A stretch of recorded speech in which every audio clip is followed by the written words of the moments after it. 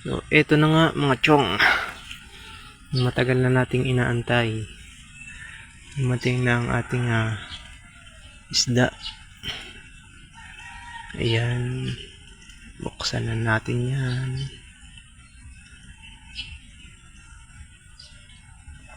Tingnan natin mga chong. Malabo. Dito sa baba. Yan. Maganda naman mga chong. Maganda.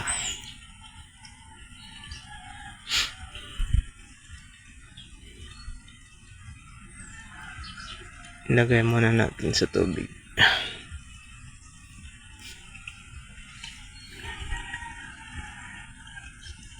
Pagpahingahin muna natin yung mga isda.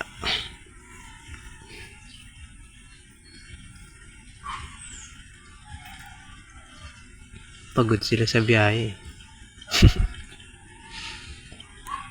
Yan, tingnan nyo. Gaganda, no?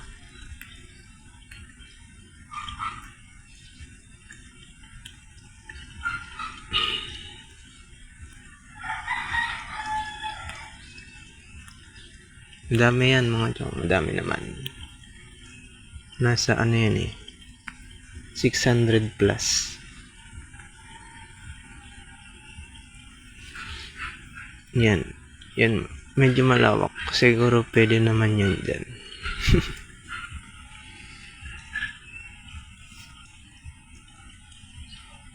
Sapat naman siguro yung dami nila sa lawak nitong fish pond.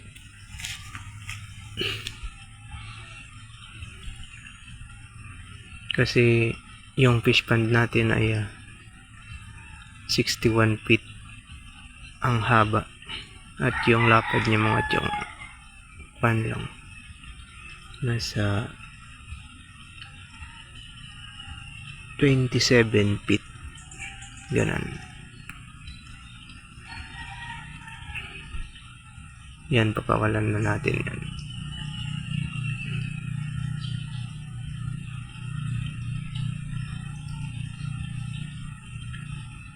Yan, binilang ko pa yan dyan eh.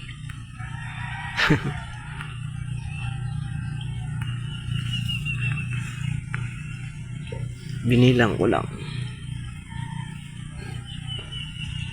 Kaunti-unti lang. Para naman hindi biglaan.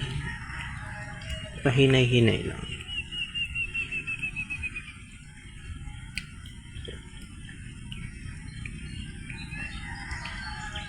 Pagkatapos nating pakawalan, siguro sisimulan ko na naman yung bakod nitong fish pond kasi medyo malayo to sa bahay namin.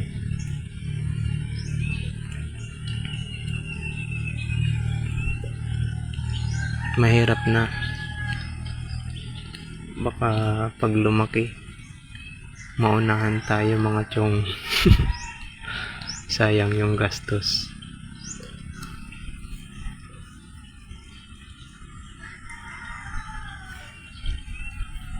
Binili ko yan kanina.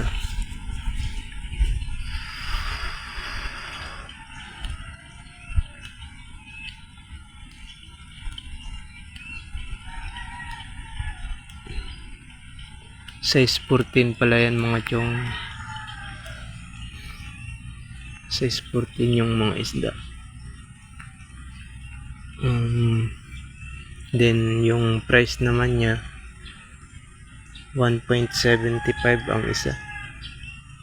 1.75 per piece.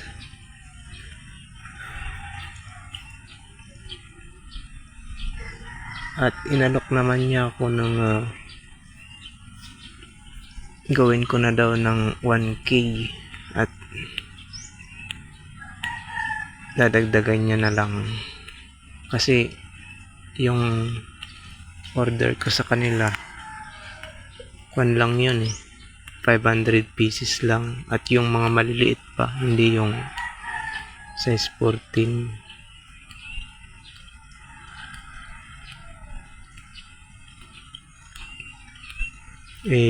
Yung nakuha nila ngayon, yung na-harvest nila Size 14 kaya okay na yan.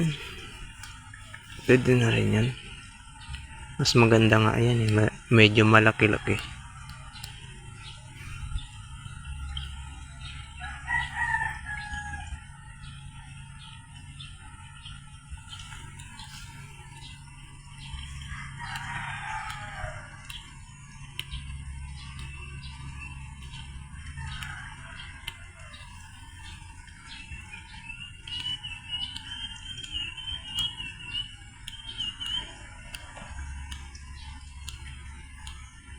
Yung nasa balde naman, yan yung ano, yung natira nung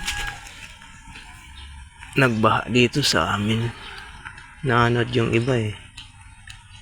Kaya iba nil yan lang yung nahuli kong maliliit. Yung malalaki, hindi ko na pinakawalan. Kinain ko na.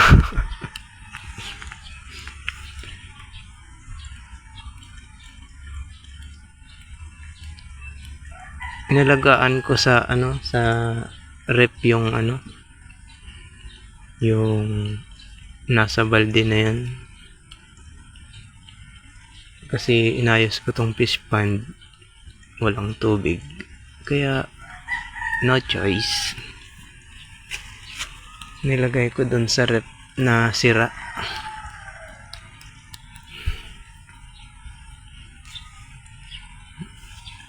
Nabuhay naman sila. Kailangan mo lang palitan ng tubig every week. Kasi pag hindi mo pinalitan ng tubig, mamamatayan sila kasi nalalason sila ng tubig eh. Bumabaho yung tubig pag hindi napalitan. Kaya kailangan talagang palitan.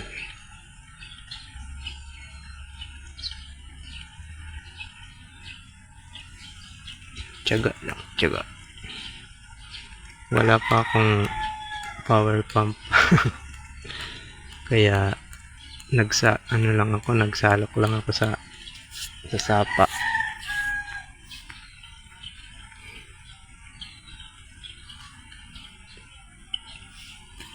Hindi naman pwedeng direkta sa nawasa kasi may chlorine yung nawasa. Mamamatay ang isda. Pero dito sa fish pond, may tubig naman galing sapa.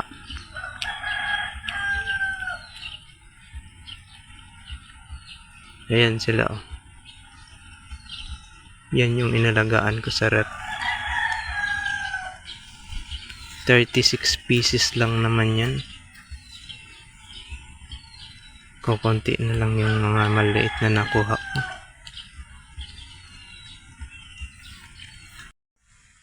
So ayan mga chong, update ko na lang kayo pag